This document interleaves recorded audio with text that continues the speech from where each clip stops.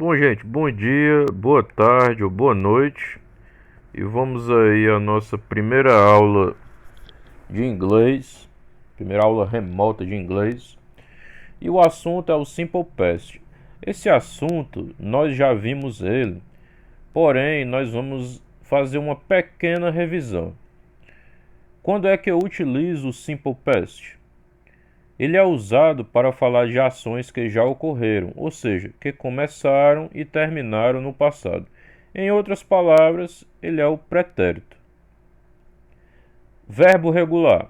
Eu tenho as conjugações do verbo regular e as conjugações do verbo irregular. O verbo regular é aquele que permanece bem parecido no tempo passado. Costuma-se apenas acrescentar as letrinhas ED ao final dele, como você pode ver no exemplo abaixo.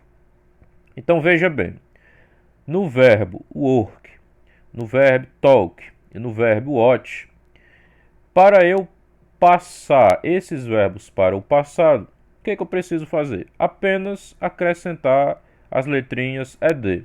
Work fica worked, talk fica talked e watch fica watched.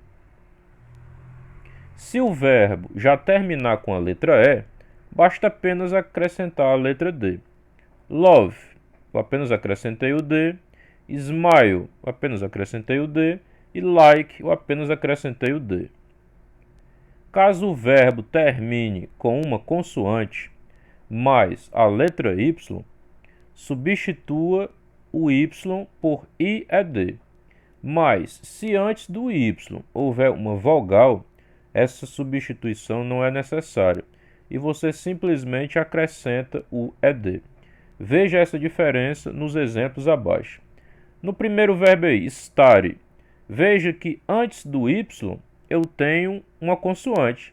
Por isso, eu deixo a consoante, eu repito STUD e eu troco o Y por IED. Por que eu faço isso? Porque antes do Y tem uma consoante, a letra D. Cry. Como é que eu faço aí? Eu faço o mesmo que no exemplo anterior, porque antes do Y eu tenho um R, ou seja, eu tenho uma consoante. Então, eu troco o Y por IED. Try. Fica tried. Por que eu faço isso? Por que eu troco o Y por IED? Porque antes do Y eu tenho uma consoante. Agora perceba que nos verbos play, stay e pray, como antes do Y eu tenho uma vogal, eu simplesmente acrescento a partícula ED. Finalmente, caso o verbo termine com o que chamamos de CVC, consoante mais vogal mais consoante, e esta seja a sílaba tônica da palavra, ou seja, se essa for a sílaba mais forte da palavra, eu vou dobrar a última consoante antes de acrescentar o D. Ou seja, eu vou dobrar quer dizer que eu vou repetir essa consoante. Por exemplo, na palavra stop, na palavra prefer e na palavra plan, veja que stop eu tenho duas sílabas, porém a segunda sílaba, top, é a tônica. Na palavra prefer, eu tenho duas sílabas, porém fear é a minha sílaba tônica, minha sílaba mais forte. E plan, eu tenho apenas uma sílaba, é um monossílabo tônico. Então veja aí que stop, eu tenho um CVC, eu tenho a consoante T, eu tenho a vogal O e tenho a consoante P. No outro exemplo, eu tenho a consoante F, eu tenho a vogal E e eu tenho a consoante R. E no último exemplo, eu tenho a consoante L, eu tenho a vogal A e eu tenho a consoante N. Portanto, tenho CVC. Quando eu tenho CVC, o que fala que eu tenho que fazer? Tenho que dobrar, tenho que repetir a última consoante. Então, foi isso que eu fiz. Em stop, eu repeti a palavra stop e depois eu repeti a última consoante, que é P. E depois acrescentei ED. No segundo exemplo, eu repeti o R e acrescentei ED. E no último exemplo, eu repeti o N e acrescentei ED.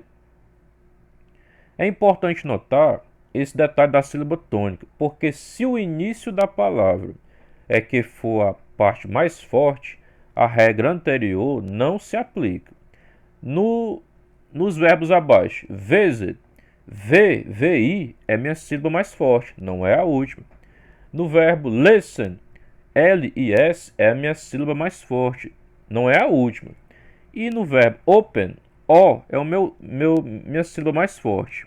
Então, nesse caso aí, não é a última sílaba que é mais forte. Quando a última sílaba não é a mais forte, eu não preciso dobrar a última consoante. Eu não preciso repetir a última consoante. Eu simplesmente acrescento ed.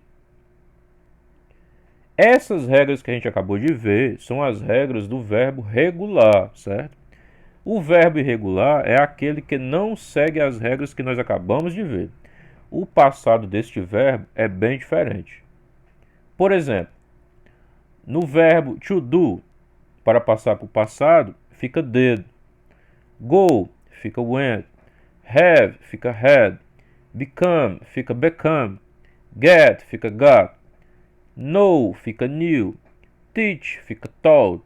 Write fica wrote. Break fica broke. Eat fica ate. E feel fica felt, certo? Então, não tem outra solução. Para os verbos irregulares, você vai ter que decorar, você vai ter que memorizar, vai ter que ler muitas vezes para, com a prática, você decorar e memorizar. Não tem regra, a regra é decorar mesmo. Já nos verbos regulares, você tem todos aqueles exemplos que nós vimos, certo? Tem esse caso aqui, em que a primeira sílaba é a mais forte. Tem esse caso aqui, essa outra regra, em que a segunda sílaba é mais forte. Tem essa outra regra aí do IED, se a letra anterior ao Y for uma consoante, e tem o ED, se a letra anterior ao Y for uma vogal. Nós temos o caso em que simplesmente acrescenta D, se a palavra terminar em E, e que acrescenta ED, certo? Então, essa foi a nossa primeira aula de inglês. Nós revisamos um assunto que nós já tínhamos visto. Qualquer dúvida que você tiver, entre em contato comigo lá pelo WhatsApp do 7º ano ou no meu próprio WhatsApp privado. Um bom dia, uma boa tarde, uma boa noite e até a próxima aula.